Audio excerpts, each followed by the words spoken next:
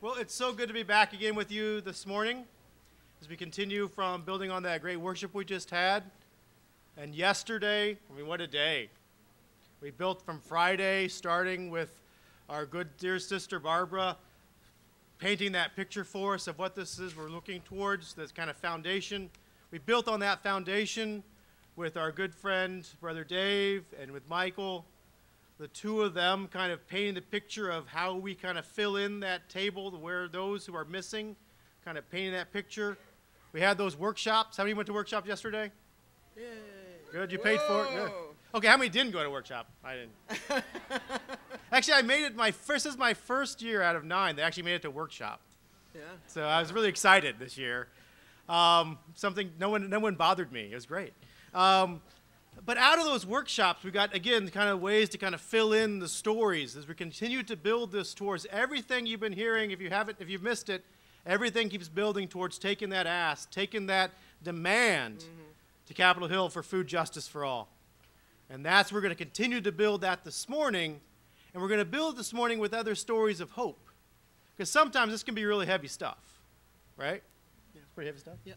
You know, and this may apply to everybody, but specifically, I think it applies to the women. It's okay to be pushy, ladies. Okay? It's okay to go there and be nice, but be strong and forceful and say, this is what I'm here to say. So don't get too polite on anybody. Just be advocates for justice. So as we continue to build that advocacy for justice, this morning's plenary is looking at building, again, that idea of the faithful table, the story of where we are building new hope and seeing new realities, things that if we get a farm bill that has the 3 parts we're looking for adequate nutrition, starting vibrant communities, for having good conservation practice, we have a farm bill like that, it'll move us closer to kind of building on the hope we're going to hear about some this morning. So, without further ado, we're going to introduce our first speaker, and then we'll come back after that and introduce our panel respondents. I was very excited about introducing Barbara Lundblad because I love her to pieces. But I have been so intrigued and so anxious to introduce our plenary speaker, Dr. Nancy Cardoso Pereira, because I want to get to know her and to hear what she has to say, which I suspect is a lot. And it's stuff that I need to hear, more than likely. So let me just tell you that Dr. Cardoso Pereira is a member of the she's a Methodist pastor. First thing she said is that she was a Methodist pastor who has worked in the Ecumenical Pastoral Commission on Land, based in Porto Alegre, Brazil. La Comisión Pastoral Ecuménica de la Tierra. ¿Así lo dice? ¿Así? Okay. She is also a biblical scholar and a member of the editorial board of the Journal of Latin American Biblical Interpretation, and a member of the Palestine-Israel Ecumenical Forum. Her scholarship covers history of Israel, biblical story of biblical literature, anthropology, and religion, particularly in the areas of social relations, of gender, agriculture, peasants, and Latin American feminist hermeneutics. Yes! Sí se puede. All right. Dr. Nancy Pereira.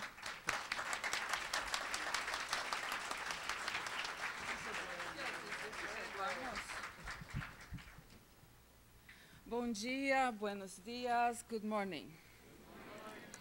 I would like to start showing you my diamonds.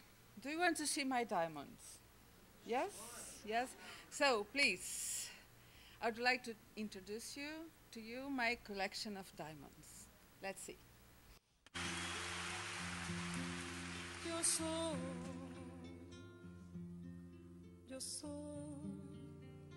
Wonderful, isn't it? Yo soy. Look at this color.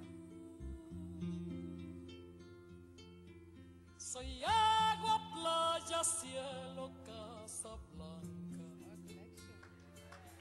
Soy mar Look at that. Look at Atlántico, this color. viento y América. Ooh. Soy un montón de cosas santas mezclada con cosas humanas. ¿Cómo te explico? Cosas mundanas.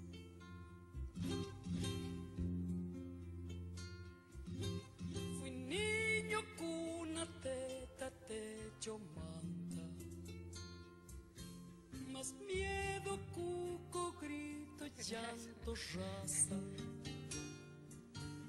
Después mezclaron las palabras. O se escapaban las miradas. Algo pasó, no entendí nada. Vamos, decime, contame todo lo que a vos te está pasando ahora. Porque si no, cuando está tu alma sola llora. Hay que sacarlo todo afuera como la primavera. Nadie quiere que adentro algo se muera. Hablar mirándose a los ojos, sacar lo que se puede afuera, para que adentro nazcan cosas nuevas.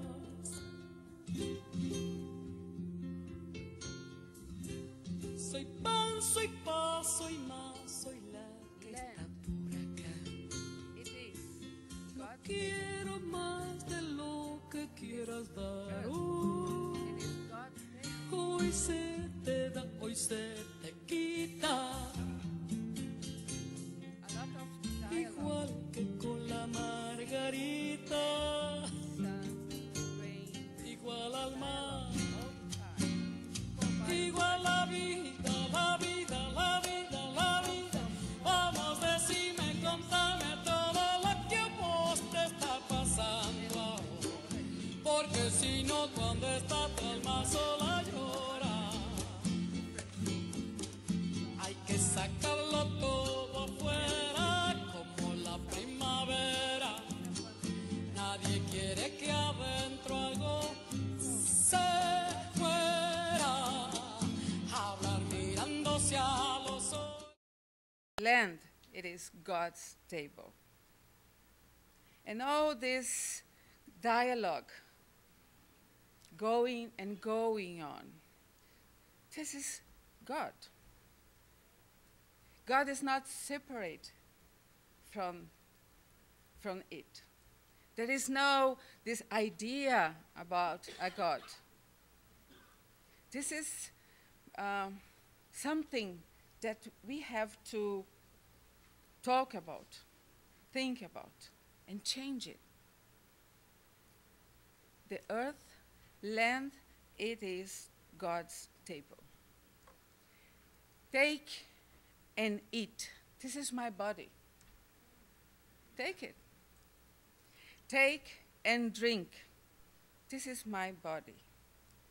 You know, in order to be alive, we have to be part of this dialogue, isn't it? We, with our wonderful holes and other holes, our body, my personal body, I have to be in relation with the body of the world, isn't it? I have to be part of this dialogue in order to get energy as food, as water. So to be alive is to be in relation with land, is be part of God's table. And to do that, we have to develop, we have to create some strategies for our holes. Yes? For instance, oh, this is a lot of technology, isn't it? This is so wonderful. A possibility to put a little bit from the world here, And they make this. Oh, this is wonderful. This is magical, isn't it? So the world, my need, my holes, my body is so sensual. It's so erotic. How the world is coming and how I am in relation with. And then to do this touching my mouth, our mouth, and the world. And then life. Life is possible. If this sensual, erotical dialogue is possible. This is about life. And how wonderful things are we, technologies, are we creating in order to keep this dialogue going and going around. Take and eat. This is my body. Take and drink. This is my body.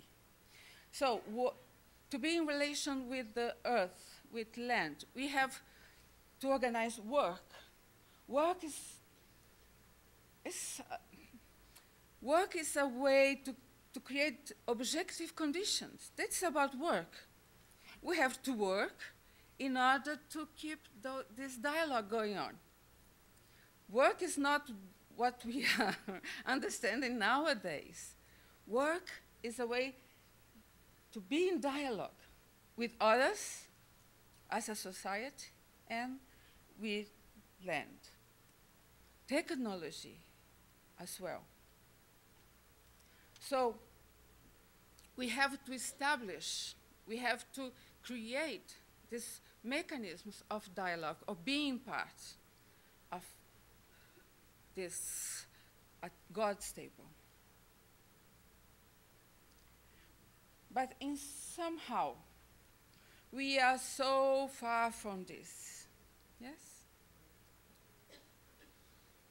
Nowadays, look, I don't know if it's the same here, but in Brazil, the more excitement about someone's relation with food and land is going to the supermarket. Yeah? And then you are there, and then you take this car, yeah? And then you go to the corridors. Oh, what a lot of excitement. Then I'm free to make choices. From this side or the other side, this company or the other company. How wonderful. Well, at the end, when I have to pay, then it's not that so exciting. So, but that's what nowadays this system are offering us as a relationship with land, with earth. They kidnap God's table. And they mediate it with money and companies. And if we want to be part of this dialogue, we have to pay. We are all landless. Well, we have heard about landless movement in Brazil. Yes, but you also people, we are landless. We lost the connection. We lost the possibility to put our hands, our mouth. In order to do that, we have to pay. Our faith is marked by materialities and sensualities of eating and drinking as a sacramental expression. We share this with many other religions. Eating and drinking are basic acts of exchange with the world, belonging relationships of the personal and social body with the body of the world. In any meal, people participate of the access to a whole process of production, reproduction, distribution, and consumption, or not?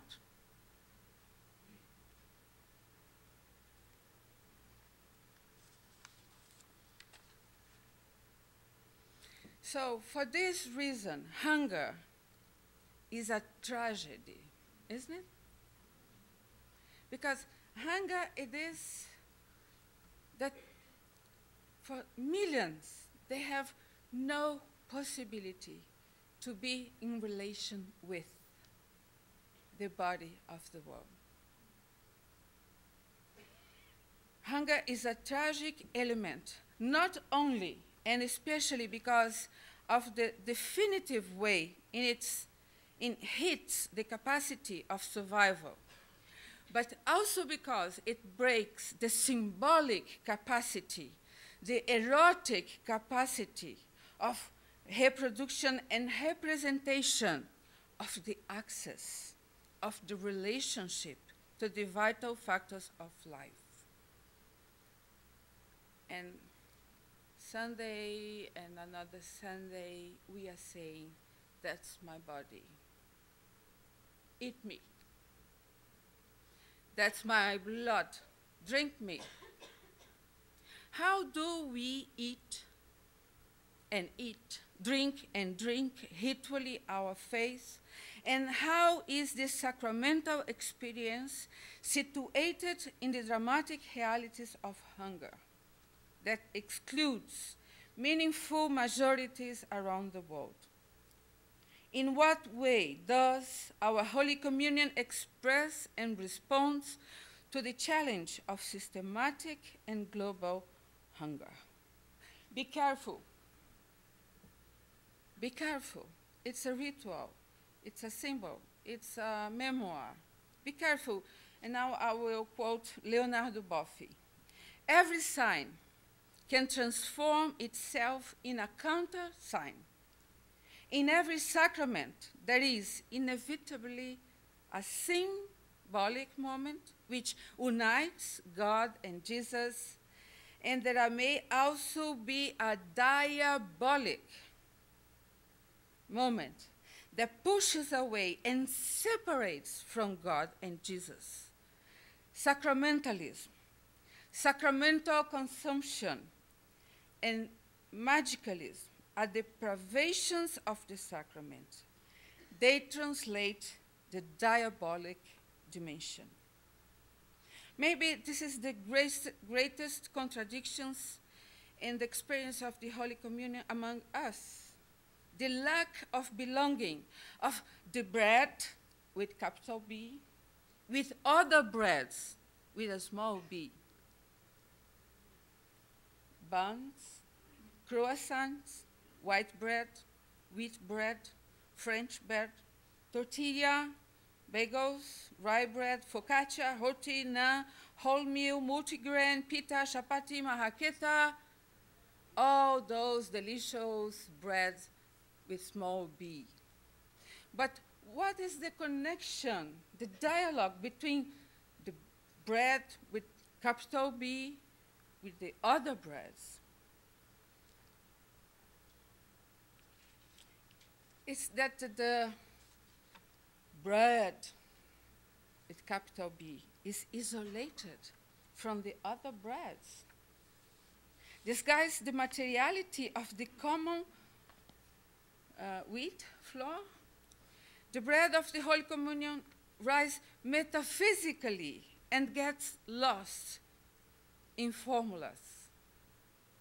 The bread dispossessed of materiality and sensuality, of its concrete relation with land issues, a diabolic moment that moves away and separates the bread of Jesus from all other breads and the lack of them. The bread of the Eucharist is the bread kidnapped from the flour and its labor and work, land, economy, culture, bread under control. In the service of some hierarchies, as a form of social control, bread without grump, bread without world, bread without hunger. A theology of the bread that does not ask about land, about work, about economy, does not question the structures of work, does not feel the taste of the ground and the water, and its tragedies ends up being symbolic production in service of reinventation of the hunger of the capitalist agribusiness. It destroys not only the physical health of the urban worker, I'm talking about capitalism. It destroys not only the physical health of the urban worker, but also the spiritual life of urban and rural workers.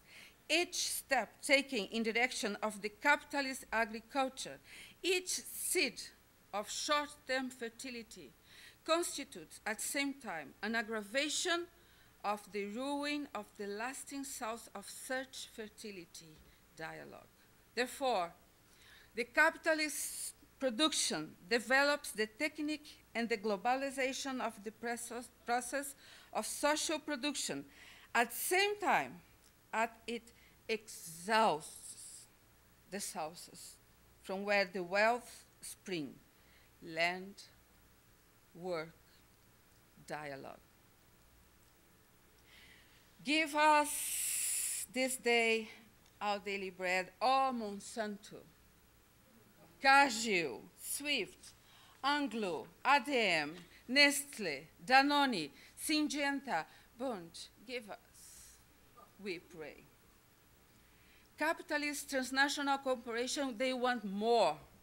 They want the kingdom, the power, and the glory by controlling land, water, and seeds, and forcing us to give up of this erotic, sensual relation with land, with earth at God's table. They now control and determine the monetary value of the livelihood and their actual lives. Hallowed be the name of patents, technologies that make inroads into people's inner being, their possibilities and their vulnerability, and then make fresh profits out of medicine, chemical products, biological products, genetically modified products. Hallowed be the name of all those companies. Hallowed be the name of the business campaigns. How can they campaign? So beautiful, that declare themselves to be environmentally friendly, community building, child-friendly, educational sponsors, who by complex sleight of hand attempt to disguise the voracious appetite of the profit motive, false NGOs, promotional moral talk, funding of campaigns and community initiatives with no questions about profits or motives. Money passionately loves profits. It's a love affair. You know, money have to be with profit. It's crazy about it. There is no other way to create a relation. And does not tolerate any obstacle, restriction, or regulation. Let me free. I want to make profit. My kingdom come, cries capital. Seated on this divine throne at the heart of the world, making itself out to be God. Some prophecy here is needed, isn't it? Let's listen to Prophet Ezekiel. It's wonderful text against the nations, against the empires. Chapter 28. the empire say, I am a god. I sit on the throne of a god in the heart of the seas. And the prophecy say, you think you are wise, and no secret is hidden from you. By your wisdom and understanding, you have gained wealth for yourself, and amassed gold and silver in your treasuries. By your great skill in trading, you have increased your wealth, and because of your wealth, your heart has grown proud. You think you are wise, as wise as a god. Through your widespread trade, you are filled with violence and you sinned. Your heart became proud on account of your beauty, and you corrupted your wisdom because of your splendor. By your many sins and dishonest trade, you have desecrated sanctuaries. Ezekiel's prophecy is forceful and amounts to saying simply and directly, you are not God. Our theologies and pastoral policies, sometimes we are tired. We are exhausted. The economic system has taken over Western religious language, leaving more or less generous margins for the churches, for we, that have before them the easiest option, which is to become an integral functional part of the whole package presented by capitalism, offering just religious goods as commodities and services in the form of powerful fundamentalisms, charismatic spectacles of marketing and prosperity. This is the easy way. The other way, the difficult one, is to say, you are not God. We need people to choose the difficult option and learn to say, again, by your many sins and dishonest trade, you are desecrating God's table. You are not God. And we are trying to do this in the world, in Latin America. Venezuela, we are trying. We are trying to recreate this relation between people and territory. With a lot of contradiction, yes, but let us try. And it is a lot of prophecy. Chile, the Mapuche people in Chile, Paraguay. What is going on in Paraguay? All these agribusiness companies deciding for Paraguayan people. Honduras, what is going on in Honduras? Nicaragua. Nicaragua. Nicaraguita. Remember? La flor más. We used to sing a lot, but now sometimes we are tired.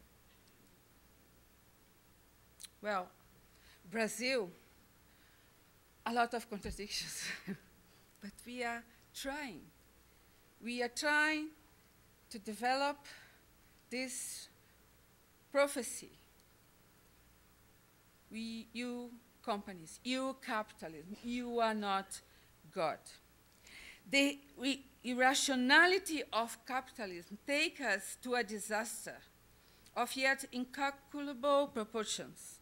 The signs of the disaster are already visible and answered by the name of greenhouse effect, accumulation of nuclear waste, deforestation, disappearance of species, reduction of biological diversity, and people, and too much people, and communities that has already been devoured, destroyed.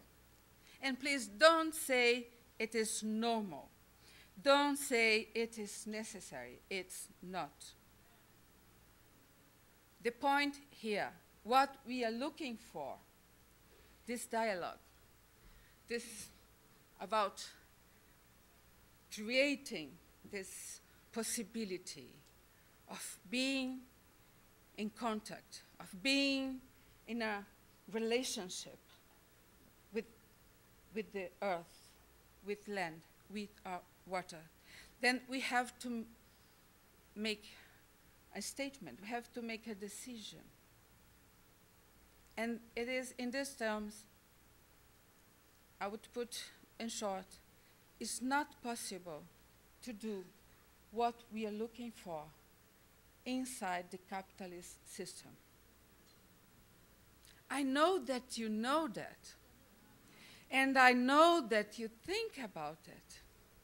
But now is time to make more clear. It's not the point of humanizing capitalism. It's not working. There's no way of transforming it to become, who knows, a little bit more. There's no aid to give a soul for capitalism.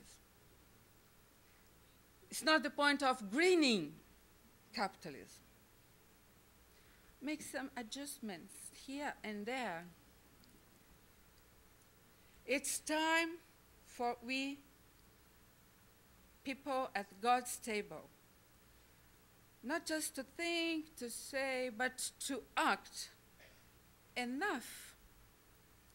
We have to continue doing what we are doing, but we have to think how to break our commitment with capitalist system. It's a lot of political formation, political training. Let's talk about it. How capitalism, it's not falling by itself. When capitalist system, it is in crisis, what is going on? They are dislocating the crisis for Greece, for Chypre, for I don't know where, yeah? But the companies, the big ones, they continue doing what they want, money, profit. So what is necessary? To commit ourselves. Okay, we have immediate things that we have to continue to do. To discuss the bill, to press our congressmen or women, to create programs. But you know, we have to face this. It will not be possible inside this system. We have to do more. Sorry.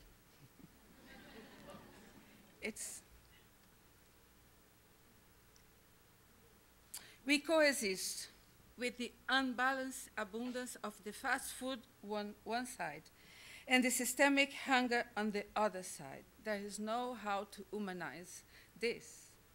We can create programs. But food becomes commodity. Land becomes commodity. And the worldwide peasantry is assaulted by the politics of monetarization of the technology and biotechnology, and doing our programs, and we are good on it, sharing food, sharing opportunities. And the capitalist system, at the same time, is destroying more than we are able to do with our efforts. That's it. If we are able to feed more 100 people here, they are expelling more 3,000 peasants in Brazil or in India or in Philippines. Yeah? How to stop it? Well, we have this, another world is possible, isn't it? It is? Yes. And we are okay with this, another world is possible. We say, yes, it's possible. But what about the another? Let's talk about the another. Which kind of another? It's just with some reforms on this, that one that we have. And let's think, let's be creative. And don't believe that there is just this option or the other option. They are all trying to immobilize us, saying, oh, without capitalist system, there is no life. We don't need to believe in this. And this is not an intellectual debate. This is very practical debate. How commit ourselves, our groups, with the discussion and be part of structural change. Let's start talking about this. It's not, we can't do that. They will say us that we are crazy people, but I will finish with 2 Corinthians chapter 6. As servants of God, we command ourselves in every way, in great endurance, in troubles, hardships and distress, in beatings, imprisonments and riots, in hard work, sleepless night, and hunger, in purity, understanding, patience, and kindness, in the Holy Spirit, in sincere love, in truthful speech, and in the power of God, with weapons of righteousness in the right hand and in the left, through glory and dishonor, it doesn't matter, and glory and dishonor, bad report and good report, genuine, yet regarded as impostors, known, yet regarded as unknown, dying, and yet we live on, beaten, and yet not killed, sorrowful, yet always rejoicing, poor, yet making many rich, having nothing, and yet sharing everything. Can you say with me, we have nothing, but we share everything? We have nothing, but we share everything. From the bottom to the left, to the people's struggle. God be with us. Thank you.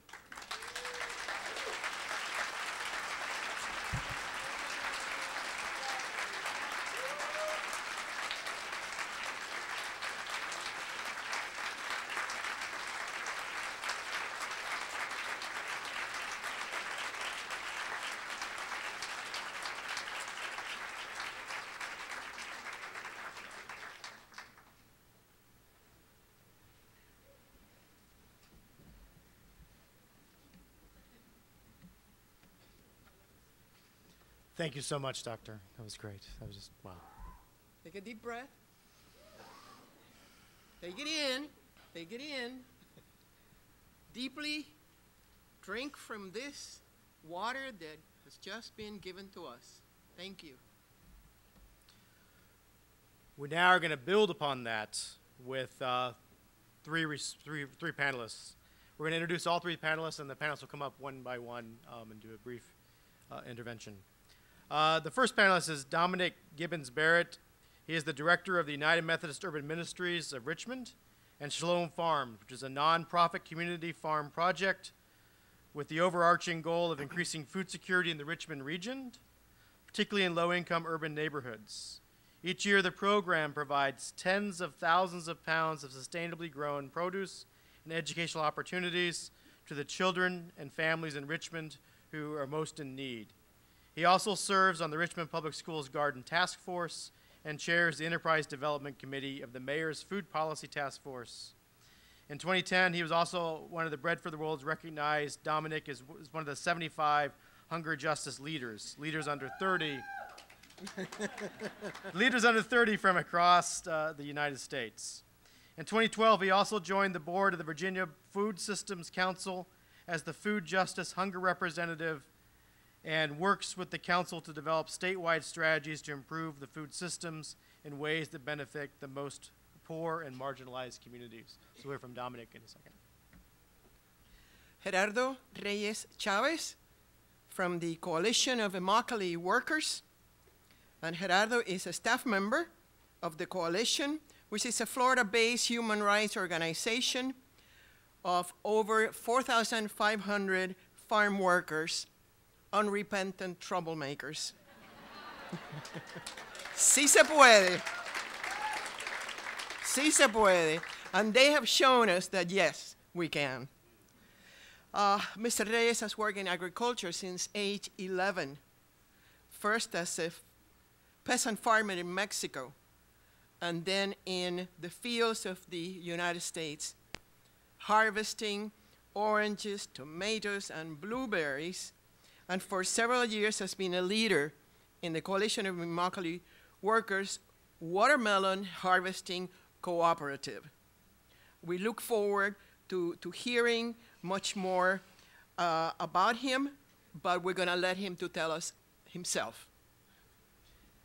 And our last speaker of our panelists will be Barbie Izquierdo, and we're going to have a little bit of a clip that talks about her from the movie A Place at the the one we Place at the Table. Yeah, that's right.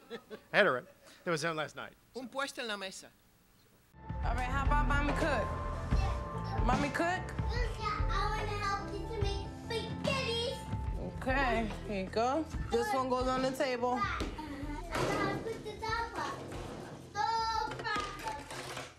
The assistance programs in the United States are very hard to qualify for.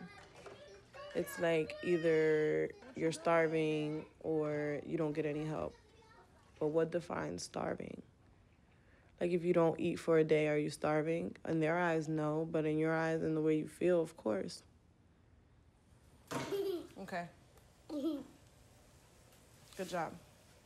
Mom, can I do the white one? Okay. Put that in the water.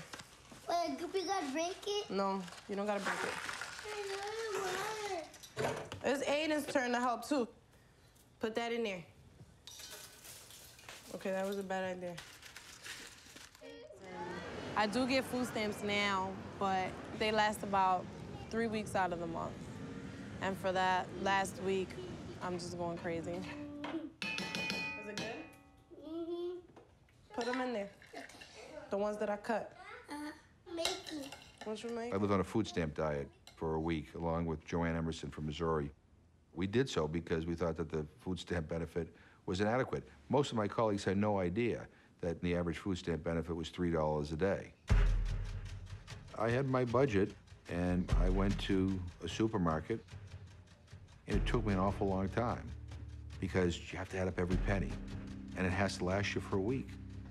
And so I did it, and I will tell you, I was tired, I was cranky, I couldn't drink coffee because coffee was too expensive. I mean, there were people who were living on that food stamp allocation, and you really can't. For us, it was an exercise that ended in a week. For millions of other people in this country, that's their way of life. Every day is a struggle, just to eat.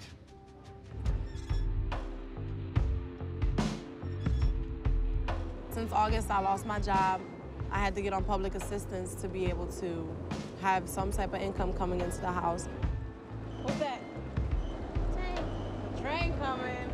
I'm struggling so much every day to be able to even feed my kids every day.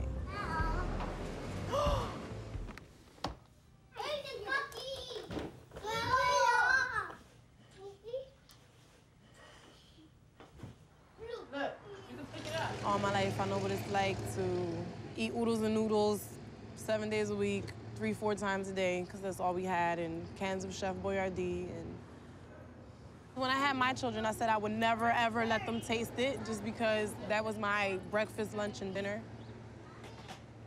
But life brings you situations and circumstances, and it's up to you to be able to deal with it and find a way to get through it. I want to take a second to breathe. It is really, really cool to be here and to be among such powerful and courageous voices like we've just seen with Dr. Nancy, and we will continue to see after me. I was trying to both prepare myself for my piece but also pay attention, but then also jot down notes of things that were really powerful.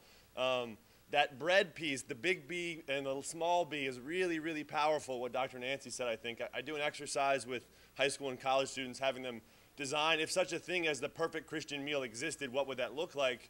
And there's pieces that I'm always grasping for to really make those connections, and I think that really is it. That big B bread and those small B breads, those croissants and the white bread and the toast and the bagel that I had this morning out here. She also spoke of the tragedy of hunger. It's a simple but powerful word and simple and powerful description, I think. The tragedy of hunger. And often what we're dealing with and working with at United Methodist Urban Ministries of Richmond is the tragedy of hunger, often disguised as obesity, and these complicated connections that many of us are talking about and wrestling with this weekend, where obesity and hunger in the United States live side by side in new and nuanced ways. United Methodist Urban Ministries of Richmond started its Shalom Farms project about 4 years ago with the focus of increasing access to healthy food, particularly in urban food deserts in urban Richmond. These are neighborhoods that exist not just in Richmond, of course, but many probably in the neighborhoods and communities that you live. I think we have some pictures showing. Maybe we'll go through it once or twice so people can see the pictures, and then we'll slide off of it. But these are pictures from Richmond, Virginia, particularly the north side, the east end, and the south side of Richmond, Virginia. These are neighborhoods where the nearest grocery store is 5 or 6 miles away, where over 50% of residents often lack access to their own transportation. With the average household income, particularly in Hillside and Creighton Courts, about $9,000. And where about 80% of households are single mother households. So we can imagine in these food desert neighborhood that I just described, this food desert term is one that we continue to throw around more and more.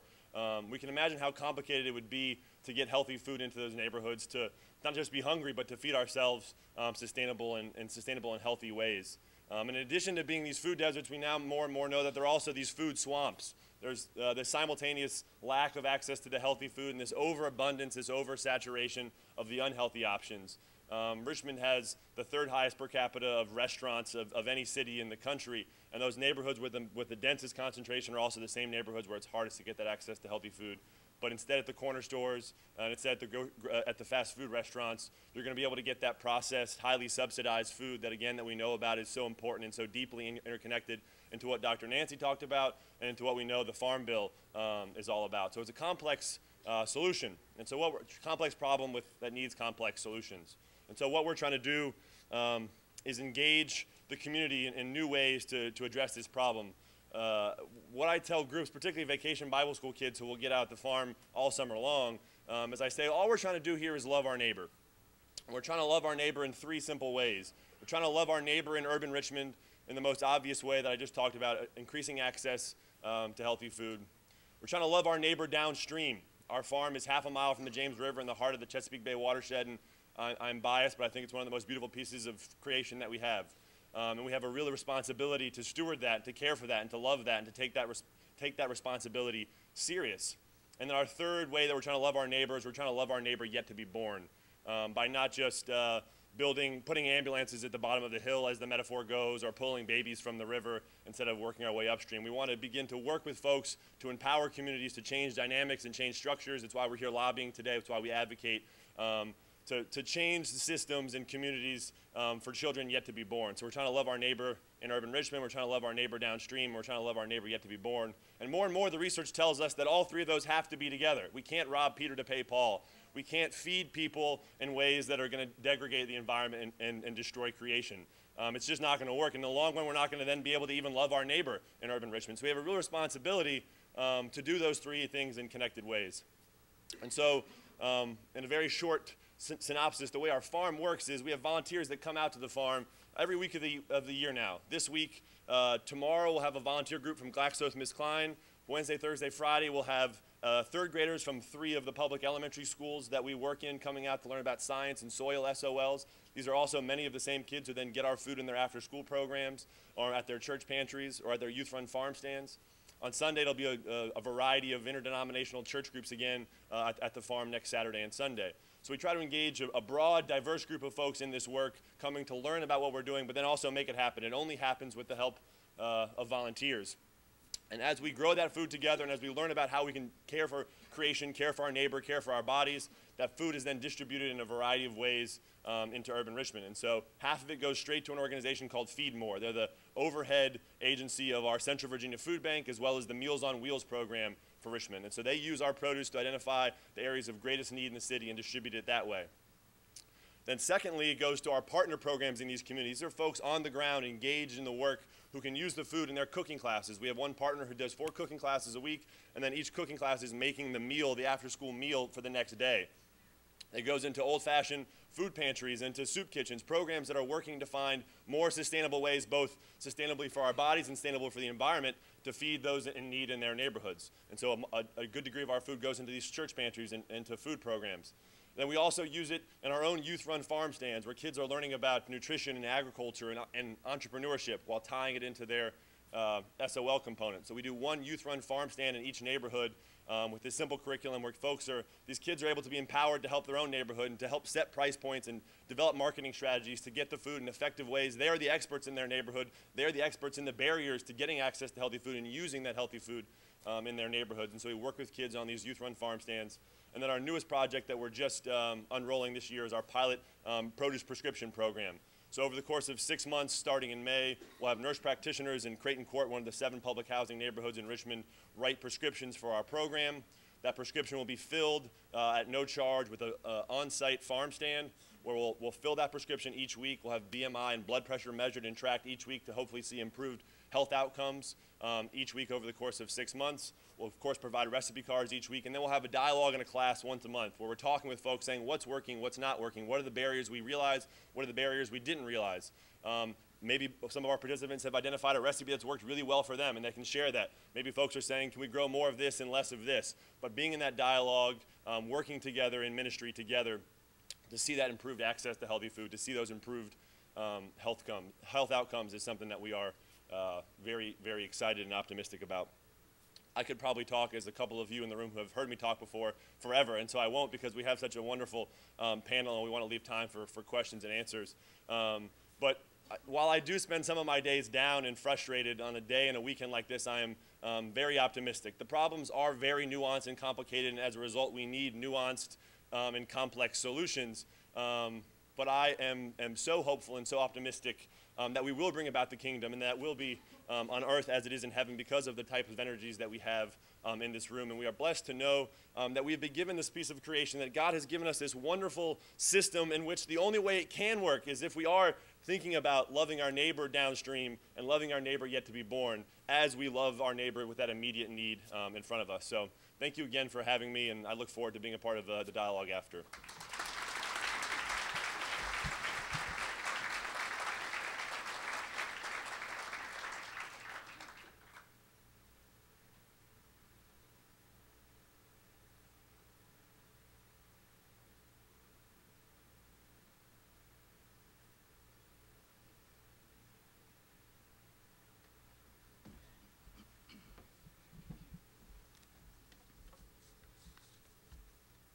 Good morning.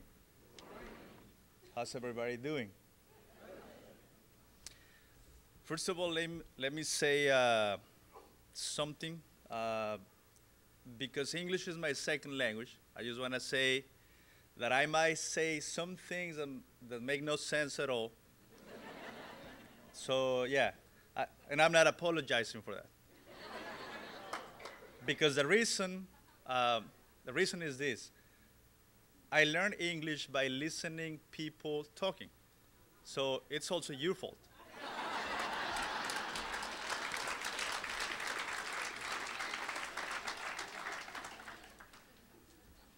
Now, going to what I'm here to do. I'm a farm worker, and I also organize with the Coalition of Immokalee Workers. And I want to tell you a little bit about who we are. Immokalee is located in the southwest part of Florida. It's home to many farm workers where also many tomato companies are based. These tomato companies have land in the entire state and all over the East Coast to places close to New York, basically in all the states. It's a multi-state operation. Florida, during the months of the winter, which is considered October to May, produces as a state 90% of the tomatoes that are consumed in the United States, that are produced within the United States. So that's just to give you a scope of what we're talking about here. The industry talks about around 30,000 job spots. And because of the turnover in agriculture, because of the conditions, we as workers look for other jobs, if possible. Anything is better than agriculture. And I'm going to describe why. But because of that, around 90,000 workers can work in a single season. So it's huge. is one of the largest industries, and it has business with some of the most powerful corporations in the world. So that's the industry that we are trying to change. Some of the conditions that we've seen. A tomato bucket of 32 pounds is paid 45 to 50 cents right now. At that price, it means that you have to pick 2.5 tons of tomatoes to be able to just meet the equivalent of the minimum wage. A few years back, that was, I mean, not a few, more than 30 years ago. In 1978, actually, there's a newspaper describing the price of the bucket at 40 cents per bucket. So if you take into consideration inflation, we don't even figure among the poverty line. We're not even poor. So we want to be able to become poor and then earn a decent wage. And I mean, it might sound funny, but when you think about it, really, what that translates into, it's workers qualify for food stamps. All of us do. We sometimes are homeless, even though we're working, because if your boss took your check away from you, then you have nothing. You live day by day. And because of that, in many circumstances, when they don't pay you correctly what you're supposed to be paid for the work you did that week, or if a female worker is sexually harassed, which is very common, and there was no mechanism to address that, because to begin with, workers would not complain, because what would happen is the companies would try to deny it, and the workers would be fired in the spot if you complain about anything. That was the old way of producing food. So you as a worker would have to ask yourself a question before you even go forward with a complaint. And the question would be, do I want to, in the face of this harassment, in the face of this boss not paying me correctly, do I want to defend my dignity, or do I want to feed my kids? What will you do? That happened for very long. So in the early years of the coalition, we started to just think about how to change this. The coalition was formed in 1993, and they did a lot of actions in those first years. 3 general strikes with over 3,000 workers, a hunger strike by 6 members, 30 days, a march of 234 miles from Fort Myers to Orlando. All of this was when the focus was only on agricultural industry, trying to find a place at the table. But the industry wasn't ready. There were changes happening, but it wasn't ready yet, not at that moment. So we started to ask ourselves, instead of the question of the organizer, which is, how do we win this battle? How do we push the industry to sit with us and establish change? Instead of that, we started to ask ourselves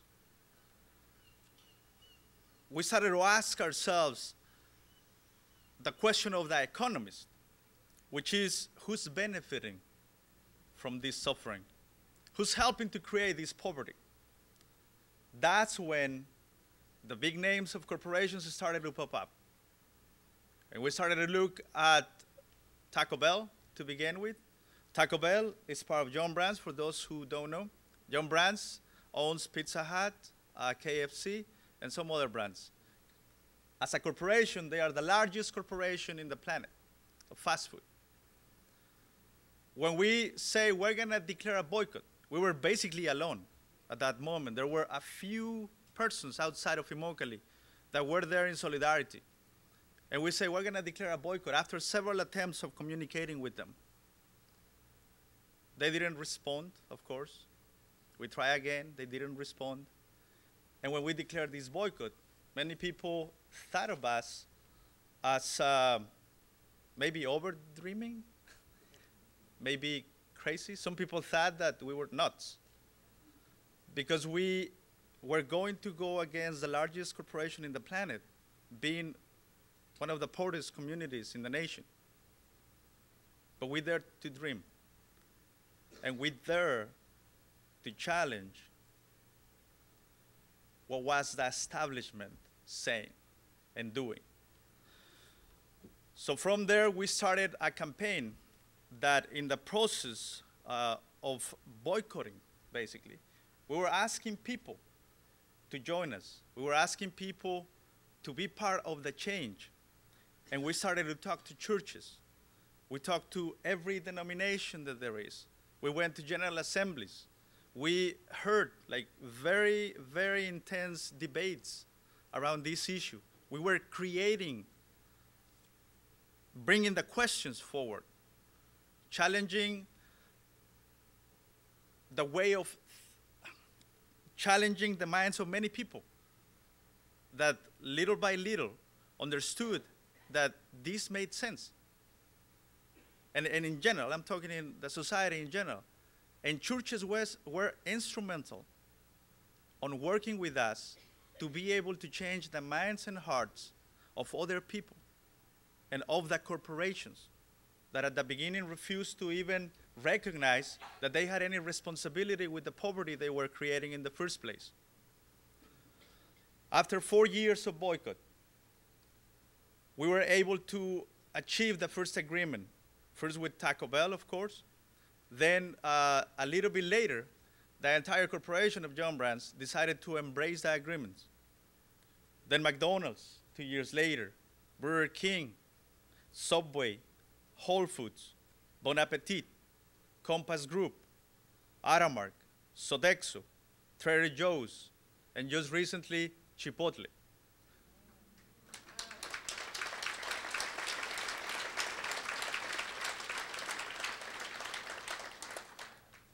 Because of that, the industry that at the beginning was reluctant to sit at the table with us, the tomato industry, they knew that it was time to also sit at the table.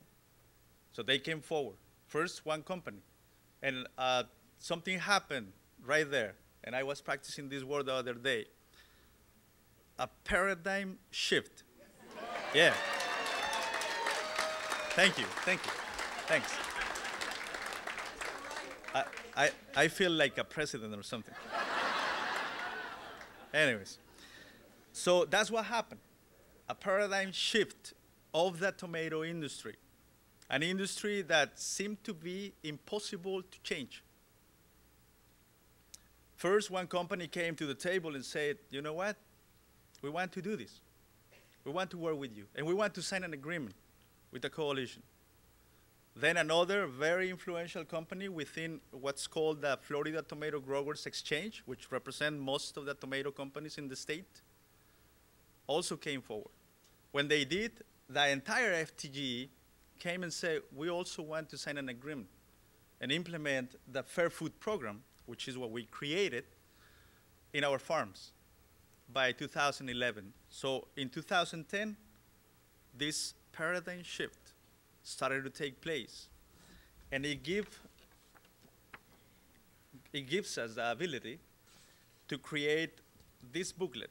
Now, it might seem like a very simple booklet, and it is, but it is kind of like the Bible of the farm workers when talking about rights in the fields. Within this booklet, which is distributed with a conversation worker to worker in company's time, in company's property, where before we would not ever be allowed, we go to talk about the penny a pound, which is one of the demands that we have for every buyer, which until now, since the implementation of these agreements, represents more than $9 million that have been distributed in a form of a bonus every week in participating farms for workers that before had nothing.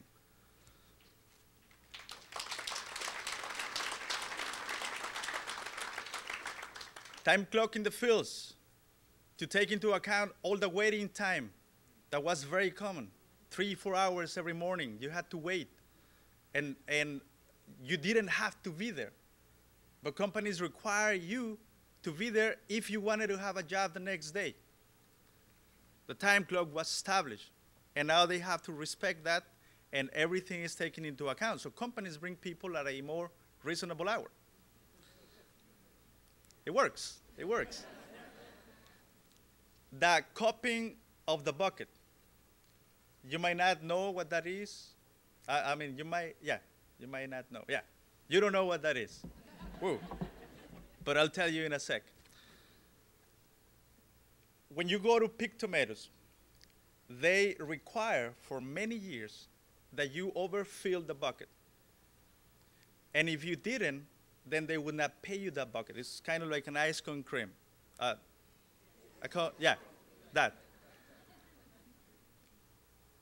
With these agreements, and that was enforced sometimes with violence, many instances of violence in the fields. To eliminate that, there was an understanding implemented of eliminating the cupping, which is 10% less tomatoes for every bucket. Nobody can ask you or reject your bucket, ask you for more tomatoes or reject your bucket. And that's also an important change for us as workers.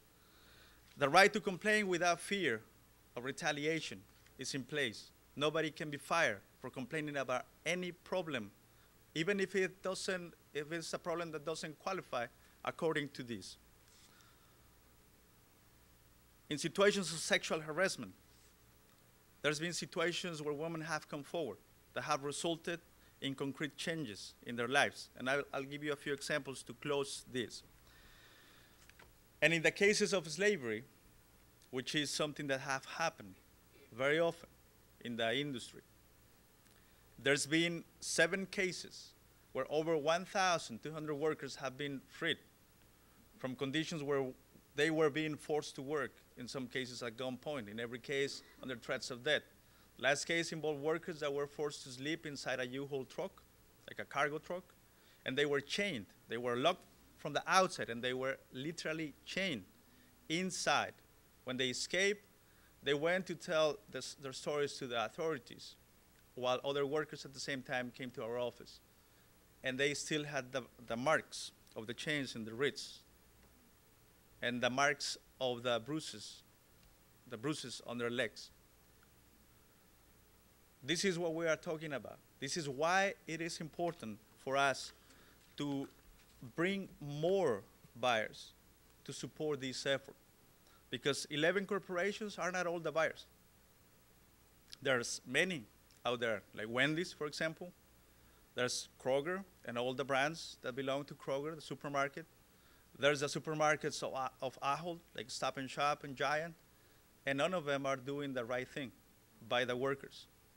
And we, as a society, especially you, with all the influence you have and all the people you know, can make a change by working with us. Now, we're not asking you for this as a favor, and I want to make that clear. We're not sharing our story so that you can feel bad about it. That's not what we are for. We're here to ask you to stand with us, to work with us, and to follow the lead of our community that created this strategy in the first place. We are poor. Sometimes we might be homeless. Sometimes we might go hungry to bed after working. But our dignity is still here. Our humanity is still here. We're not going to let anybody take that away from us. We will continue working, and we will continue to extend this invitation to anybody who wants to be part of the change we're creating together. Because even though we might hold no titles, we might not know how to write or read, because that's the case for my community.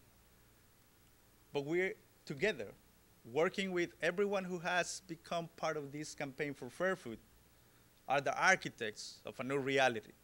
So we invite you to keep building with us. And I trust the future in which more corporations will come on board and abide not by what they think is correct, but by what we say is correct. By working together, we can achieve that day. So let's keep working. Let's keep dreaming, and let's keep fighting. Thank you very much.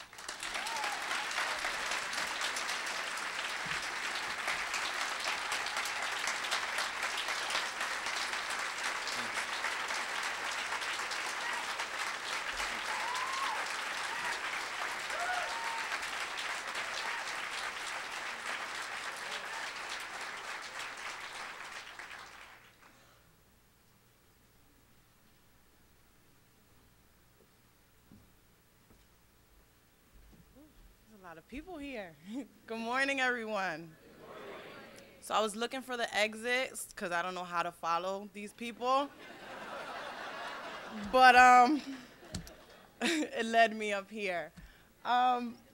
So because everyone had sort of an introduction, I know you guys all saw the clip of the movie, but I wanted to read to you a biography of myself that I found online. And then, after I read this to you, I would like to give you my own, not biography, but what it feels like to be me. It's great, by the way, just saying. Okay. So it says, Barbie Izquierdo puts a human face on hunger and poverty in America. She and her family has suffered from food insecurity, and as a result of it, she has been a hunger advocate for the past 5 years. Barbie Izquierdo is a young mother who has found the task of feeding her children challenging. Having lost her job during the recession, she was often unable to buy enough food for her daughter, son, and herself. Looking back on the hardest days, Barbie recalls thinking, I literally have nothing left. What do I give them? Some days, Barbie skipped meals to make sure that her children ate. I feel like America has this huge stigma of how families are supposed to eat together at a table, Barbie says. But they don't talk about what it takes to get you there, or what's there when you're actually at the table. Having gone hungry many days as a child, Barbie was determined that her children will not be caught in the hunger and poverty cycle. Barbie dreamed of going to college and earning a degree in criminal justice so she can earn a decent salary. But first, she had to figure out how to keep her children fed. The seemingly simple act of providing food was a stressful struggle. Barbie can be found in the documentary that urges a call to action, A Place at the Table, and has been featured on WHYY Radio, BBC World News, CNN, Associated Press, Philadelphia Daily News, Philadelphia Inquirer, The Moth Storytelling, the Philadelphia Metro newspaper, Washington Post. She has spoken at the White House and many other media venues. She is a courageous mother of two fighting for substantial changes to end food hunger. Kind of makes me feel good, a little bit, just a little bit. Okay. So that was their description. I'm going to give you a description of what it feels like to be me before the cameras, before Witnesses to Hunger, which I will explain to you in a few minutes what exactly that is, when it was just me. Sort of like if I asked all of you to stand up, right? So stand up, everybody? Everybody? Okay, so everybody standing up? Okay. Now, yeah, sit down.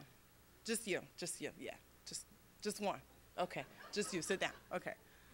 So, can you guess which one I am? Okay. And it's not, I did that not so you guys can think I was sitting and not standing up for myself, but because that's exactly how I felt. Everyone is tall. Everyone is dressed nicely. Everyone can be seen. Can you all see her? If you look in eye level, that was me. Okay, so you can have a seat. Just making sure you guys are awake. Okay. I know exactly what words to use. I know exactly what words to use to describe what I'm feeling.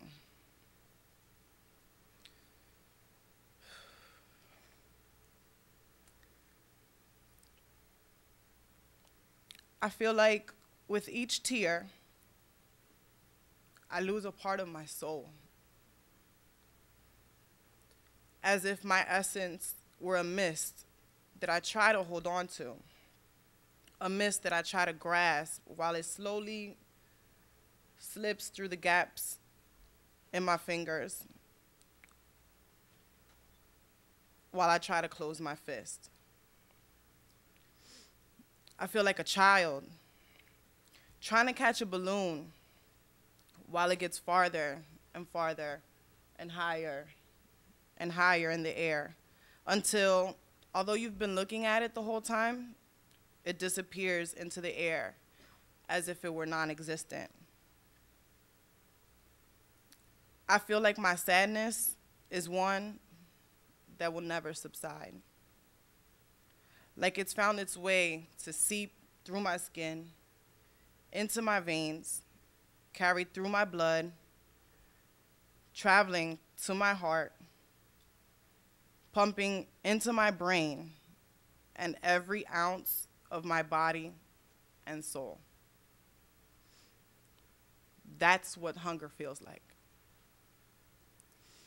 Like the constant battle I'm trying to overcome is against myself. And I cannot triumph until I speak up. After I wrote this, at this time, as you can see, I have two children. Right now, they're 5 and 7. At this time, there were maybe 1 and 3. I was living in a home with no heat in the middle of the winter.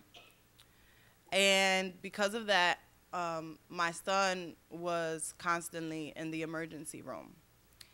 And I call them eye boogies. I know that's not what they're called. But because of the cold and the frigid conditions of the house, the mucus that will build up right here started to go into my son's eyes. He's the young one. He was the one-year-old. So I would visit the emergency room maybe 2-3 times a month, and it started getting more and more frequent because it got to a point where he couldn't open his eyes on his own. And every time I would go into the emergency room, there was a lady who would come in and she would say, "Hi, I just want to ask you a couple questions. Do you mind taking this survey? And I'll give you a gift card for $10 to go to Target." So every time she would come, I'm just like, this nosy lady is just trying to be in my business. I don't know who she is. She needs to mind her business and just leave me alone. So I would just tell her no, and she would go about her day. Maybe about the 8th time that I was in the emergency room with my son, the supervisor, like the supervising doctor came in. So I knew right then and there was a problem. So the doctor tells me to sit down, and he says, "I don't want to scare you." Yeah, I don't want to scare you. But we're going to have to put a needle into your son's eye. And what that'll do is drain out all the mucus, because by this time, the mucus was building a film in his eye. I sort of described, I don't know if you guys have ever seen the movie Ray, about Ray Charles, and how they showed the little boy with like this blurry thing in front of his eye. My son was at that point. So he was losing his vision. So that day, they tell me we're going to put a needle in his eye, and we're going to drain all the mucus and try to salvage whatever we can to make sure that he doesn't go blind. So he tells me that and just leaves the room, and there I am by myself with my 2 children, and the lady comes in. So she asked me once again, would I like to take the survey? And just because of the amount of stress that I was under that day, I said, you know what? I'll answer your questions. So she asked me, like, do I have running water? Do I have a working stove? And things of that nature. And I answered her questions. But I told her a lot more than what she wanted to know. I had never really had anyone ask me those questions before. And I was just so tired of being that one person that was sitting down that no one can see, that I told this lady my life story. I told her about how I couldn't feed my children. I told her about being in an abusive relationship and running away to shelters just to be safe for myself and my children. I told her about reading pizzeria menus because I was hungry, and looking at the pictures long enough and wishing that you can eat it, it makes you tired. And that's how I went to bed a lot of nights. I told her about how my daughter didn't know the difference. My daughter's 7 to this day. She doesn't know that when it's cold outside, like the winter, it's not supposed to be cold inside the house. And although that specifically isn't a problem right now, I don't know as a mother how to go back and explain to her that her life was different and she was different, and that's why it was cold inside the house.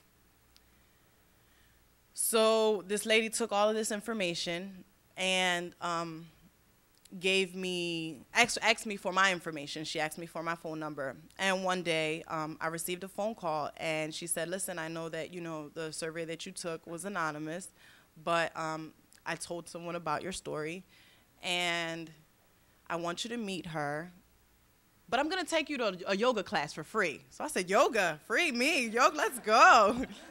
Yeah. So I went to the free yoga class, and when I came back, I went to Drexel School of Public Health, and they sat me down in this big, huge conference room, and this lady, this professional-looking person, came and sat down, and who, by the way, is Dr. Mariana Chilton. Don't let her know I described her that way.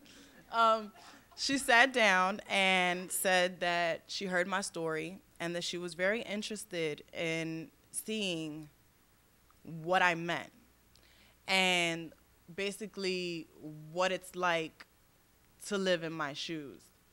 So she offered me a free camera, and she wanted me to take pictures of my life. And every time she would come, she would give me about $50 or so, and for me to explain to her what the pictures say.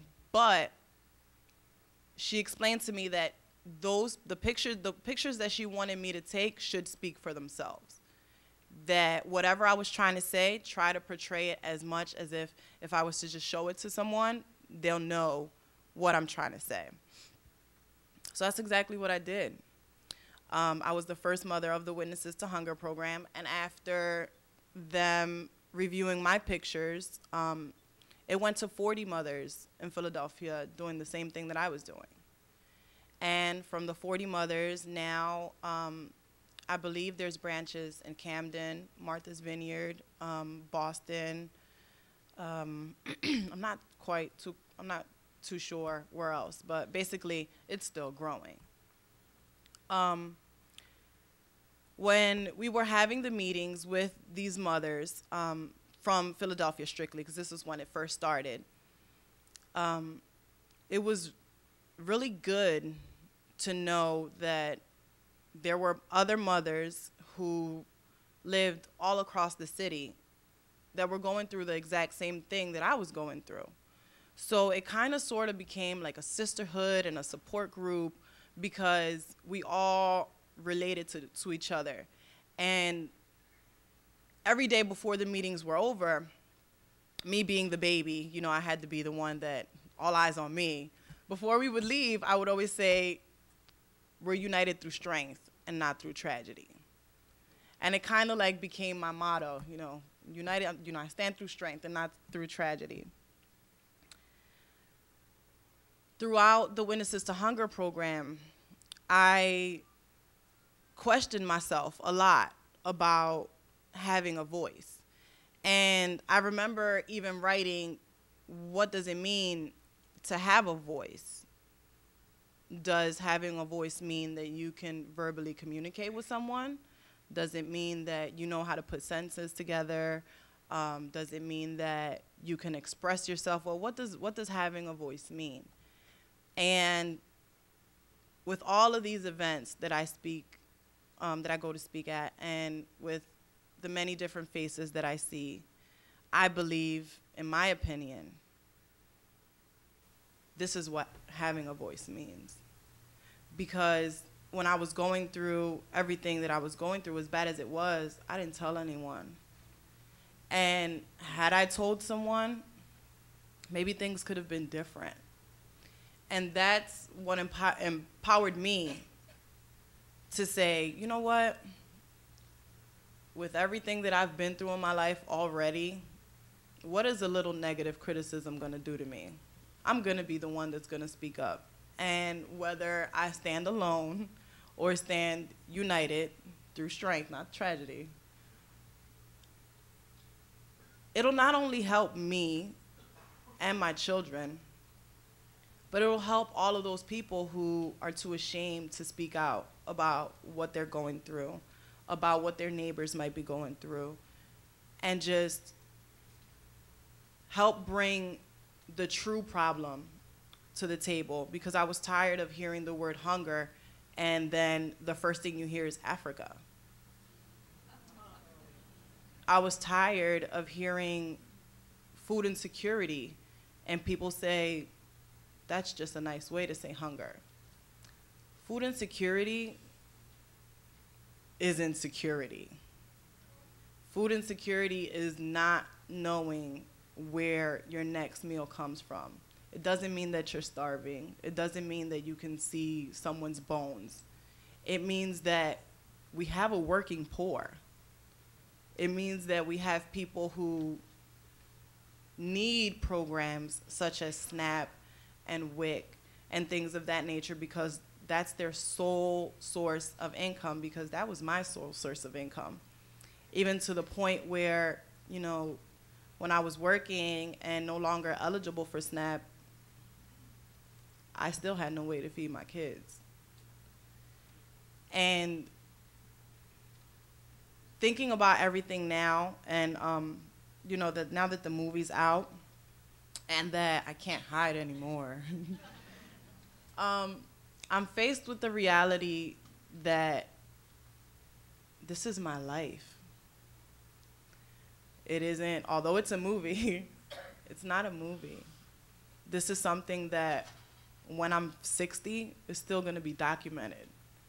And if I can leave something behind that's not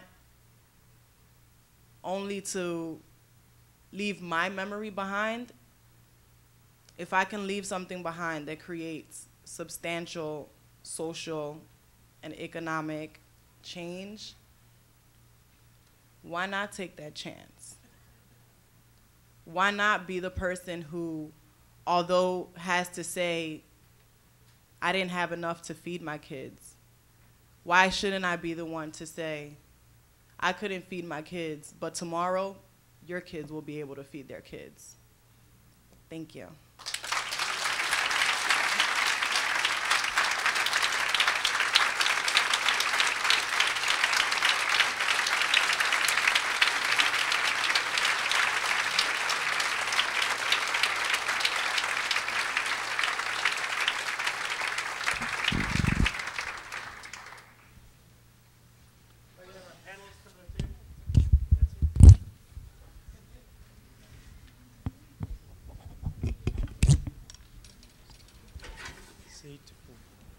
Put the camera on them. Nate's got a camera. Oh, Nate's gonna do it. Nate. No, yeah, you can do it. All right. We have, unfortunately, only got 10 minutes. It's because it was so full. By God. Having a John Boehner moment right now. I'm gonna cry. No, I'm serious. I cry a lot. My wife will make fun of me, but I cry a lot. So, the John Boehner moment. But questions. There's microphones. Nate and Mark have microphones. If you can move to the stage or move to the sides if you have a question. Again, we're going to keep it short if we can, but they'll move quickly. Move quickly. Gotta work this together. Where are we at? Nate, do you have somebody? Where are you at? Yep, we got one over here. To the last speaker, thank you, and God bless you for coming out of that. Now, my question to you is that we go through things. You made me cry. Sorry. We go through things, and God being so good, we come out of it. Sometimes, and I'm a sickle cell survivor, so I know what being a survivor means.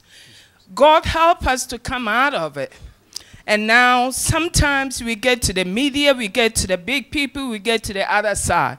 And all of a sudden, we forget what we have come from. I care about the other women, the other mothers who are lost in the little corners where you are. How are you reaching back? I don't mean to the media. I don't mean to the towns. I mean to the littlest, the ones who have been left in the crack. How are you reaching to them? Well, personally, I'm still me. I still have a normal life. Although the movie's out, you know, not much has changed for me. So it helps me to stay grounded, to stay humble, and I will never forget where I came from, ever. And one of actually the speech that I said in the movie says, you are where you come from. And I was basically trying to change that. I didn't want people to think that because of where I came from, I wasn't going to be successful and that, you know, I didn't matter. But my main goal now is to, first off, go to school.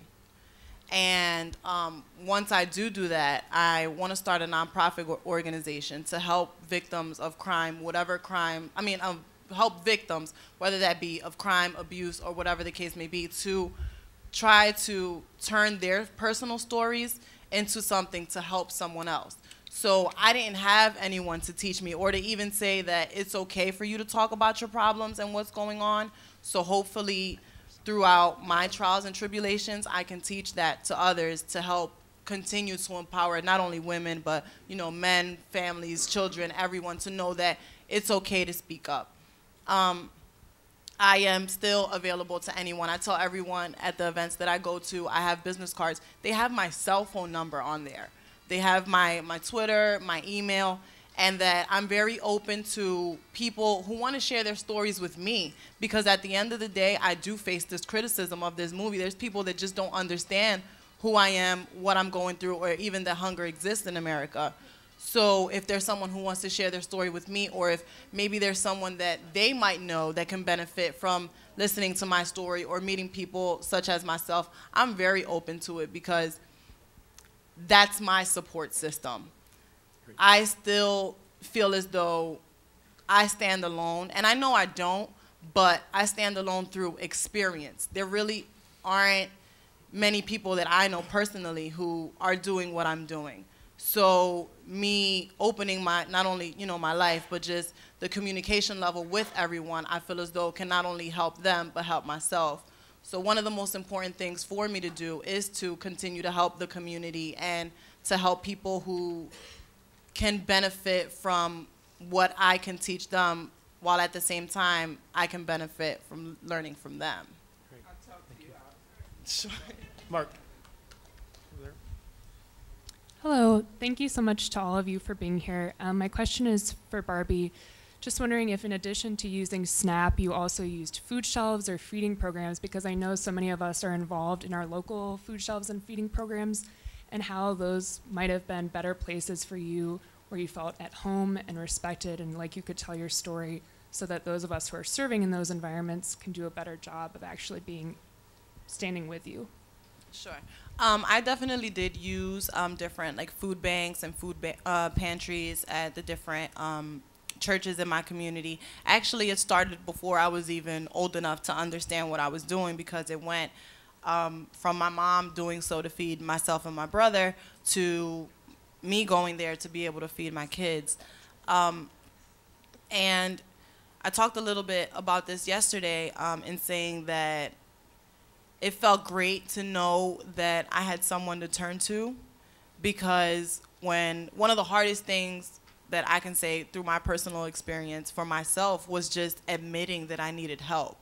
and going to the different food pantries and churches, and them simply understanding and making me feel as though I wasn't alone, and making me feel as though it was okay to receive the help, was something that helped me to this day be able to speak up and share my story. I'm very grateful of those programs, and I know just how hard it is for the people who organize it and the people who run it, because not only was I a recipient of the help, I also worked for the Greater Philadelphia Coalition Against Hunger for 3 years. So I was also the one referring people to the food banks. I was also the one doing the SNAP applications for everyone. I was also the one literally packing the food for clients in the food banks. So I have a great appreciation and respect for what you guys do, and I also just want to express that you guys need to know that your work is very important to the community. And although at times you might run across someone it seems like, you know, they treat you as though you owe them something and not that you're helping them. Just remember that hunger is stress. Food insecurity is stress. And a lot of people don't know how to handle that. And still to this day, I don't know how to handle that. And that's why when I speak about all of this, I have to take about 17 deep breaths to try to make sure I don't cry anymore. But, you know, the programs are very important, and I know that you guys are short-staffed and at times don't have enough food, but don't let that discourage you or make you feel as though you're not doing enough, because in my experience, without the food banks, there would have been a lot more hungry days. I had a question. I heard this morning a little bit of a tension between dismantling the system and the corporate structures of greed and wealth versus working within the system and using corporate buying power to maybe change the system. And I don't think the two are mutually exclusive, but I wondered if Nancy and Gerardo might be able to speak to some of that tension. In 2 minutes or less. Oh, it's difficult. 2 minutes. Okay. It is someone that I don't know the name once said that there are many ideas in the world, many like things that can be talked about, but it doesn't matter who the person saying the idea is. It doesn't matter how good the idea is or what it is about if it doesn't fit with the reality in which you are living. In Latin America, the reality is a little bit different in terms of the agriculture. Here is huge. Like I don't know every reality, but what I know is that in our specific case, in tomatoes, being one of the largest crops that there is in the nation, Florida being the state that produces it, and the corporations running the show, that in that case, we had to go to put pressure on them to be able to effect change in the bottom. That's what our community decided, because it was the way. And we have seen that it's been more effective than trying to look for other avenues. That's not to say that other ways to try to effect change, where corporations are not like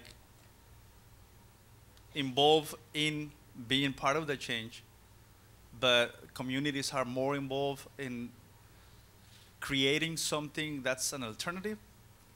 It's important. And in our case, like, we work with small family farms. Like, we understand as farm workers, because we were small family farmers in Mexico, in my case, and some people that come from Guatemala and other countries. And here we become just farm workers working the land of somebody else, but the forces against us are a little bit different. That's what I would say. But while we are doing this, at the same time, there are some efforts where small family farms are being also affected no, in a positive way, because they are securing business with some of the corporations that are more willing to change and help the small economy to flourish again. And we work in collaboration with many different groups that are working on that front too. I think both things are necessary. That's what I would say. Both, any alternative needs to be explored and worked with, but without forgetting in which reality you are living, and in our case, corporations are key. So, paper is patient. History is not. I'm totally agree with you. We are not talking about ideas of documents. We are talking about history. Yes, and welcome is about tension. It's about conflict. It's about class struggle. Let's give name what we are facing, yes? So I think we have, I agree with you, we have to do both. Our life is not easy, people. Yes, we have to create quick response for reality, but yes, we have to keep some energy and creativity in order to envision another possible world. Because if we are just reacting, and so companies and capitalism will continue saying, giving us our agenda, and we will all the time trying to say behavior. Not you can, we in Brazil, we are working a lot with slave labor on sugarcane plantation. Some sweet, if you have some sweet from Brazil, be aware. Can be a very bitter sugar, yes? So we know what it is to ask about dignity for sugarcane workers. But we are sure that what we want is land reform.